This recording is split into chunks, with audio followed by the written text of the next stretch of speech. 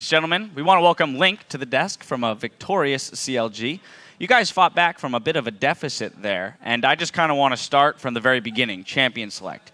You've said it before, you're okay with playing against Kassadin, and you guys led it through. But the Tristana ban came in place of that. So can you kind of give me some of your thoughts on why that was? So Double Lift and Afro, they don't really have that much experience versus the Tristana matchup, so they just wanted to ban it. It's kind of annoying to play versus, and it's one of those heroes that if it gets to late game, it's one of the best, champions in the game that scale, and it's really hard to play versus because she has, long range, she has an escape, and she has great peel. For the Kassadin ban, we expected them to first pick Kassadin. We just didn't expect them to ban out like literally every single mid laner. So it was a pretty good drafting phase with them. Yeah, you had a really great game on Yasuo there, and every time CLG has come up against compLexity, you guys are 0-3 against them, but you guys don't really pull away until the 20-minute mark, and sometimes have a really big gold deficit. You gave up first blood in the mid lane, but you recover from that. What does the shot calling become like when that happens and you guys are behind? When we're behind, we're always looking to make plays and trying to figure out our lanes. Unfortunately, our lanes in that game were kind of bad because we should have 2v1 because Renekton beats Shyvana, and then their bottom lane pressures our bottom lane with jungle pressure. And then I shouldn't have lost mid, but the jungle gank happened, and that's kind of my fault. I just didn't respect the 3-minute 30 mid gank. And I should have known because I knew where he started. So I just kind of got greedy and wanted to go for a kill. And because of that, the kind of mid-game kind of snowballed, but what happened was they gave up drags when they shouldn't have. They should have contested all of them, and we got 2 drags when they were ahead and they had control. But I think Westrise used TP a bit early, and then we had Seraph with TP, so that allowed us to secure some dragons. And because of that, we were able to keep in the game, and we kind of knew that we outscaled because of their builds, and they were all like itemizing for armor. But in reality, we have a lot of hybrid damage. So. Absolutely. I mean, definitely when you have a late game scaling composition like the one that you have. What is the mindset in the 3-1 or the 1-3-1 kind of split push that you guys did after you had secured the Baron and you finally got to that power spike that you were looking for? We knew that we can win our silence with Baron buff because of just the amount of stats that it provides. Shyvana can pressure Renekton really easily, and I can beat the Kassadin. And because of that, we needed to get every single outer tower. And it was just kind of a slow and steady game, and we wanted to make sure that we don't get pressured by TP. Because say we happen to group 5 mid with Baron buff, then what would happen is Kassadin and Renekton would just go split top and bottom, and then we won't be able to do anything about the pressure because they have double TP, right? So we have to play this 1-3-1 game until we can slowly pressure them into their base, and then once we're finally strong enough and we get the waves just good enough, then we can group 5 and just end the game. Yeah, and you guys had a really great turning point at the Baron. We're going to get a replay up on your screen really quick here. I want you to walk me through this because you end up with a perfect steal at the end. Yeah, it was kind of funny because everyone was like, we don't want to get into 50-50, but we got Baron low enough, and then Dexter just kind of left us, and then I just happened to be aware of what was happening. And at this point, all we're doing is we're just pretty much trying to pressure everyone. And then Kassadin comes in, and we all see him, and we get a free pick off. And basically, that was the catch. And then we just keep chasing, and we try to get kills. And then Robert dies here, I think. Yep. And then we just go for Baron, and then it's just over and over again. Yeah. It's a really long fight. He ends up TPing back in to re-engage you guys. Yeah, exactly. And, Elisa's here, and we're all just like, Double, why are you on the wrong side? Double needs to come over here because he's useless without W.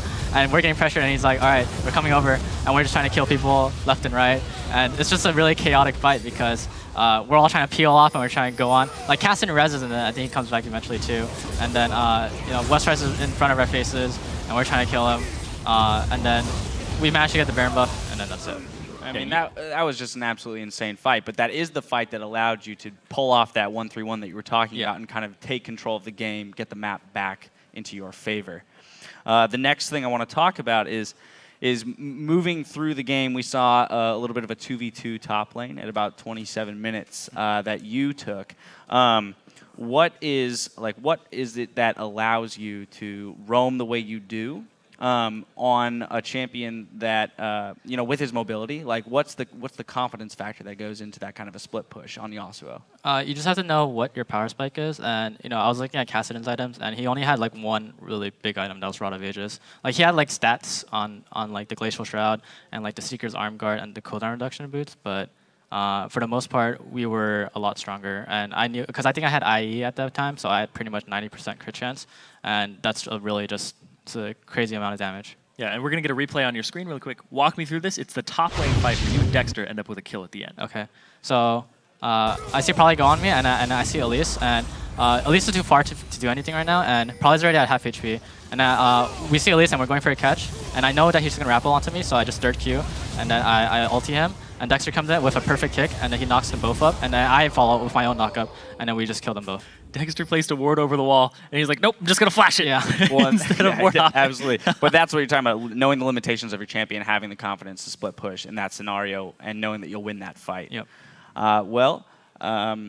You know, from there, we went and saw another Baron fight, right? And you actually had an amazing play where Dexter decided to leave the Baron, called for the fight, and Kez came over the wall. So was that an individual decision by you, or was that called for, that you would go on to Kez, wait for his smite, and then you ended up securing the Baron for your team? Well, what happened was I told my team that, all right, this is going to be a 50-50, you know, so we have to like do something about it. And then at the last second, I told everyone to burn it, but then everyone decided to just leave and fight everyone else, because Double and Afro were trying to peel off and, you know, kill the frontliners who were coming in. But then they didn't see Elise, who jumped over the wall. And then at that moment, I realized that Baron was at 1.5k HP, and I was like, well, this is going to get smited. And then, you know, he jumped in, and then he smited at like 1k, I think. So it went down to 500 HP, and then I just queued and auto it, and then I got it.